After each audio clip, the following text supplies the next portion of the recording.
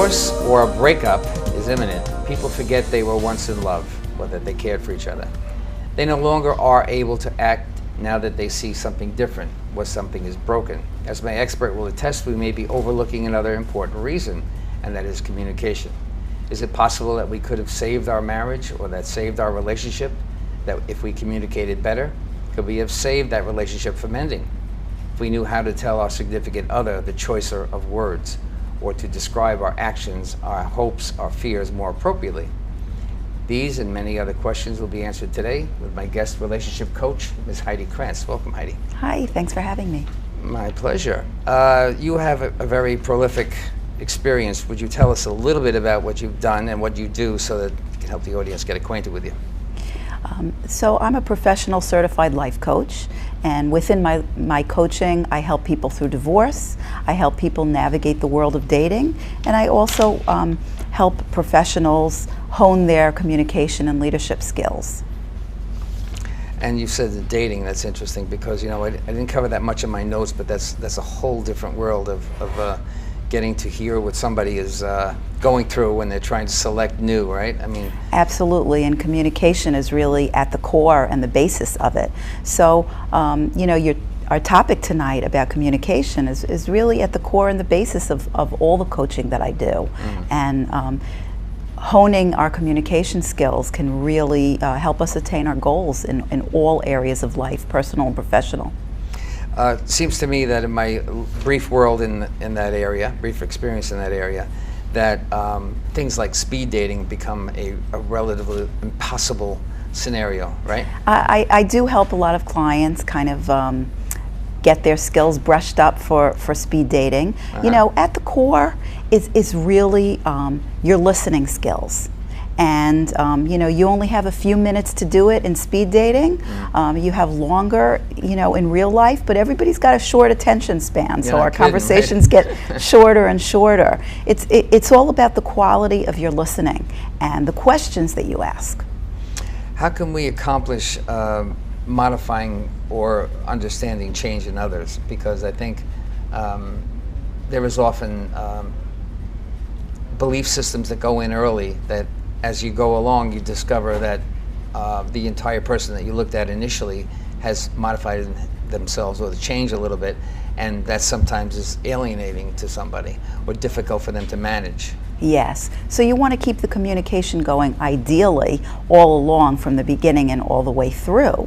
But you know, there are specific strategies and tactics that I take workshop participants through and individual clients through to really bring across you know, what's going on for you and what area you want to see change in. What are some of those strategies?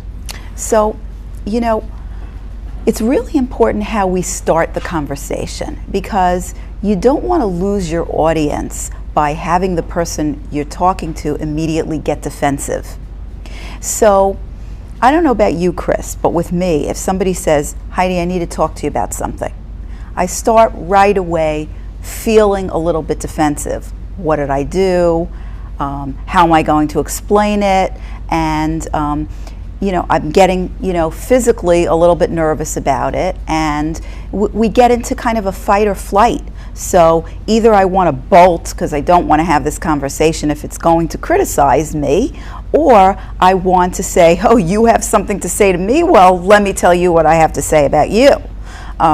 So we want to avoid that from happening at the outset, because then we lost our audience. You would say then it's avoiding what? Avoiding confrontational language, or what? Yes, so for example, there are many ways to present the conversation. One effective way that clients find is to kind of say something like, hey Chris, can I get your help with something? So if somebody says, Heidi, can I get your help with something? I don't feel defensive, I don't feel worried, I don't feel like I have to explain away anything, and I'm on board, I'm ready to listen to more. So I'm taking notes, by the way. Yeah. I'm wondering what I'm doing. Okay, great. So the start of the conversation is that important. It's about you know, getting the person on board when you start. I totally talking relate about to it. what you just said. Yes. That's why I wrote it down, because I think that we all too often judge with our language. And that's a kind of a judgment. You're establishing that something is wrong to that person. You're sending out the Yes, wrong message. it's the energy, exactly. right. And who likes it? I mean, nobody likes that. So, But that must be hard to do when you're angry. yes, and that's another really important key. Don't do it while you're angry. Because it's almost impossible to carry through these strategies while you're angry. So we need to know, hey, I'm feeling activated now. I'm feeling triggered now. Let me wait. Now let me decide if this is, really worth discussing, and is it important to discuss? And if it is, let me do it when I'm feeling calmer. I might still be bothered by the situation, but I'm not in the crux of my emotional reaction. What happens when something is very important and you need to contend with something that, I guess you could say the solution is obvious, or the problem is obvious, and something becomes obvious to you. So you're clear of what is going on, and you want to alert the person without, of course, hopefully without any kind of animosity or anger. But how do you alert them that something is going on if you haven't talked about something, yet that something keeps coming up and you put it aside, you didn't talk about it? Yes. You avoided it. You really didn't get into it. Right. So great question. So beyond presenting it in the right way, initially to start the conversation, you really want to use phrases like I and me rather than the phrase you, when you're talking about something that you want to change, or something, for lack of a better word, that's going wrong.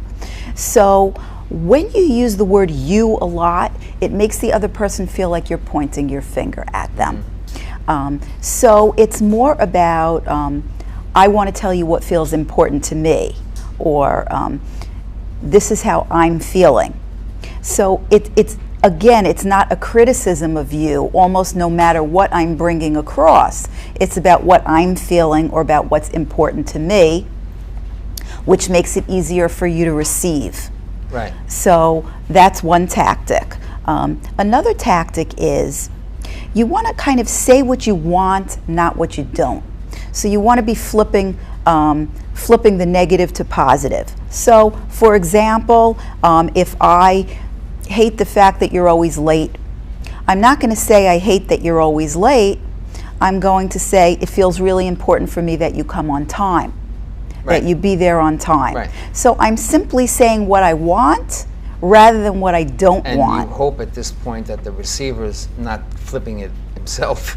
Right. Well, it's a start. It's a start. And you also really want to keep things concise, because again, it's back to our short attention span. When you start going on and on about what's, what you want to fix, or what's wrong, or what's been bothering you, you lost your audience again. Right. Let's say that you want to keep someone's attention and they're not listening.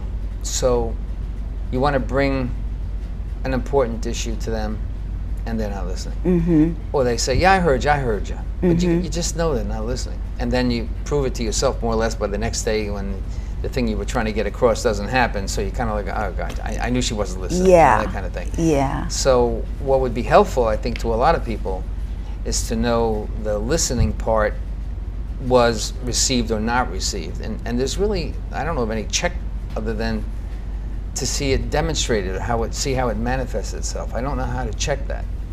So, I help people many times with how to signal to somebody else that they have been listening. That they haven't? That they have been listening. Have been. In other words, I would signal to you that I've been listening by kind of repeating back to you in my own words what you said. Kind of summarizing it. I don't have to give every detail, but I might say something like, so it sounds, Chris, like communication skills are feel really important to you, and you're kind of feeling like there's some deficiency out there that needs to be addressed. I might summarize some of your points that way to you. So then you know for a fact that I was listening because I'm able to repeat to you what you said. That would keep people present, I think. Yes. And I think keeping people present as a divorce mediator, I have to pay attention to the body language and to everything that that person is doing in a conversation with their spouse or in stating something to me. And I have to be able to balance the difference. I don't really have much of a response as a neutral third party. I don't give a lot of information Yes. back unless it's going to solve a problem, and then I'll ask a question. I see what you're saying.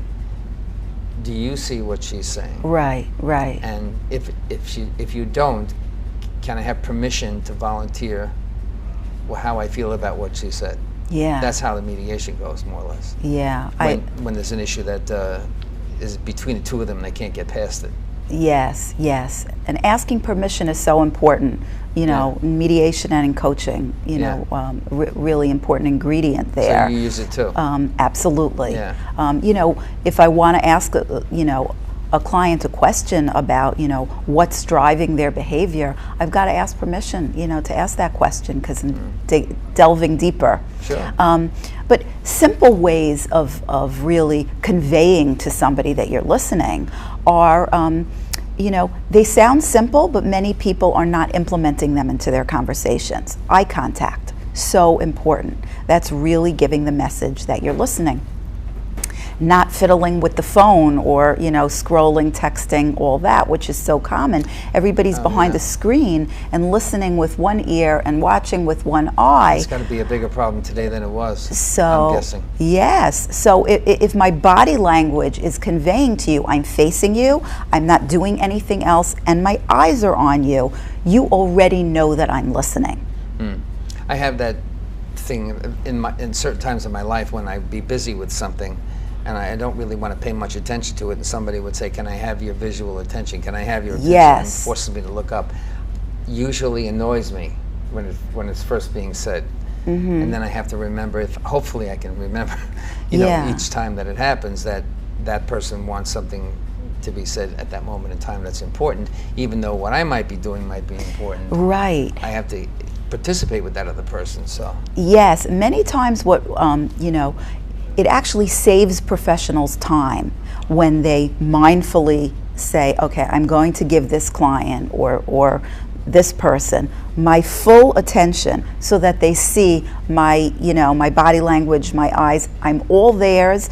It's only going to require like 2 minutes, rather than when we're distracted, the same conversation will require 15 minutes because there's going to be a lot of repetition and a lot of emotion is going to start coming in. Yeah, I'm quick to apologize if I find myself not paying attention, but I also think that that's important, that I really should just acknowledge that I'm hearing them and see them get that eye contact and make sure that, okay, I can stop what I'm doing and And we're all multitasking, so it's a challenge. It's a challenge for all of us. Oh, yeah. I know so many people multitasking every moment. I do that on the phone. I'm driving, and I get to where I got to go, and I got to look at inventory. It's a very complicated thing. Yes. It can be, certainly. Anyway,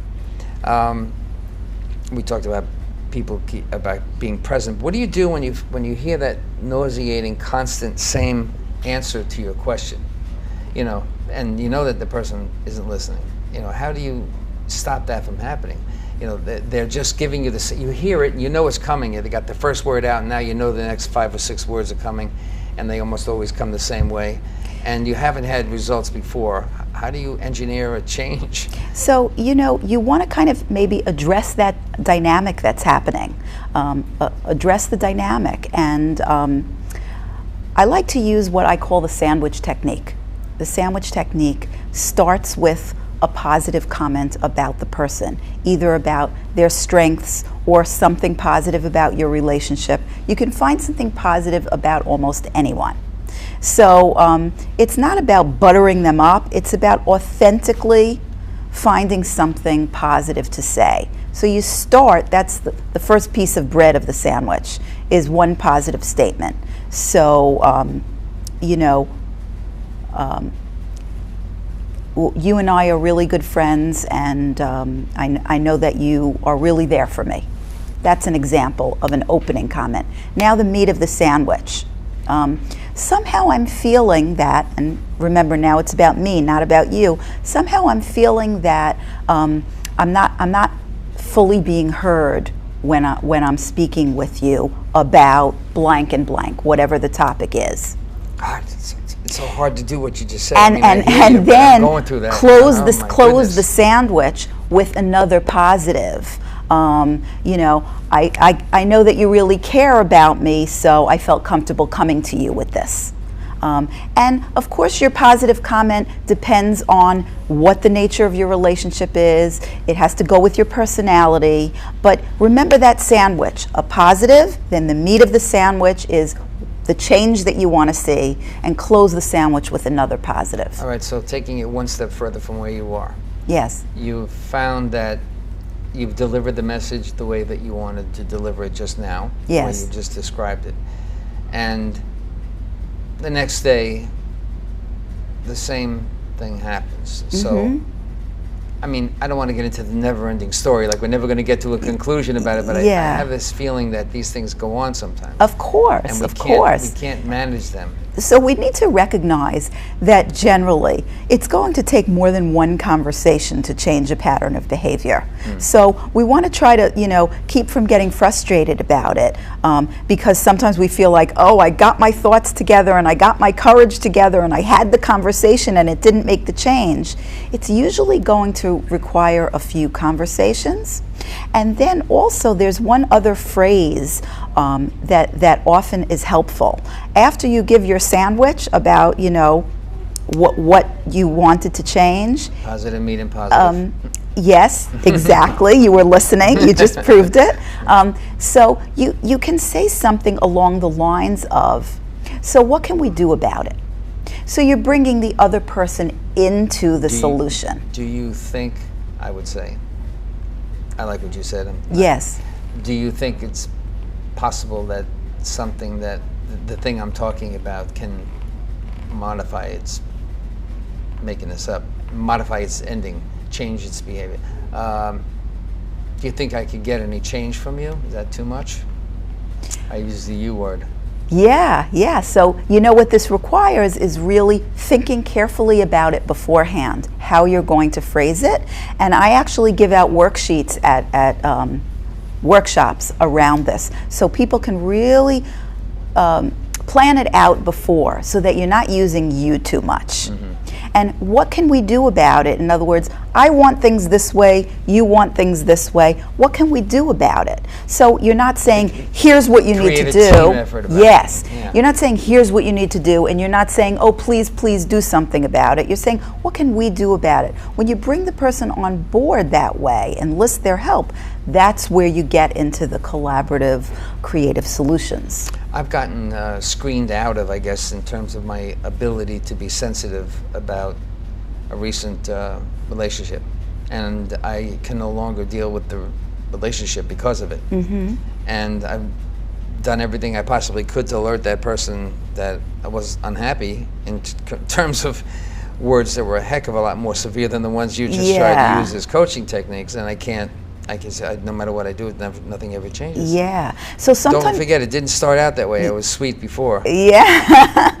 You know, the other thing about listening, Chris, is sometimes we have to listen for what's behind the words and the content. You know, what is behind why this person is behaving in the manner that is bothersome to you. So you want to be listening for emotions, listening for values. Those are the kind of things you want to be listening to behind that's important, yeah. the words that the person is using.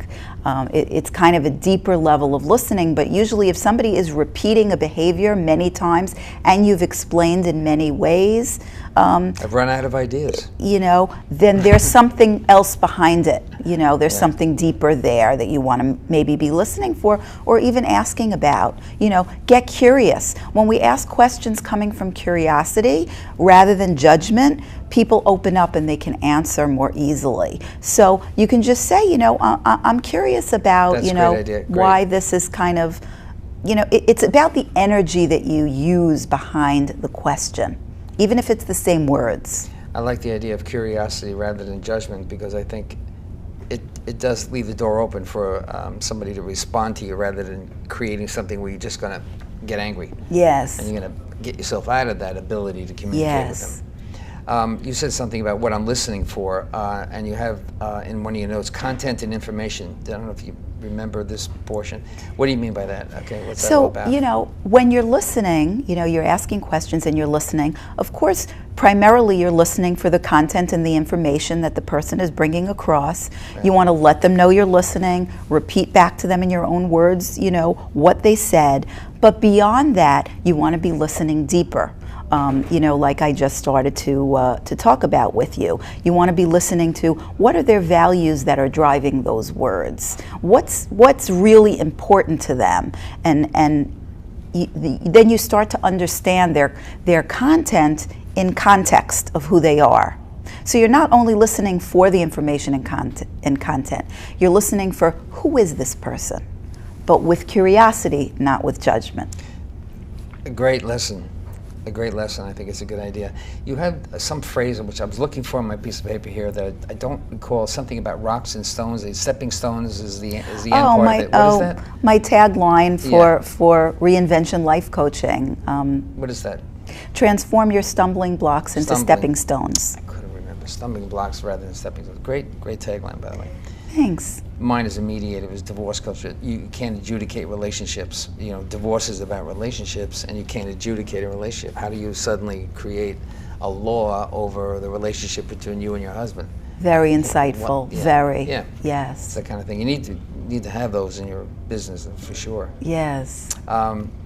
So back to one other, the human condition. I was going to try and approach this with you when we started, and I couldn't get the question posed properly for you to handle it. But basically, what I'm trying to say is, learning is a change. It's an opportunity for your brain to change. Yes. All learning.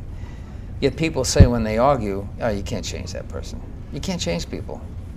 So I'm always confused about that, because I think everybody can change. Not that I expect the change is always going to happen. Yes.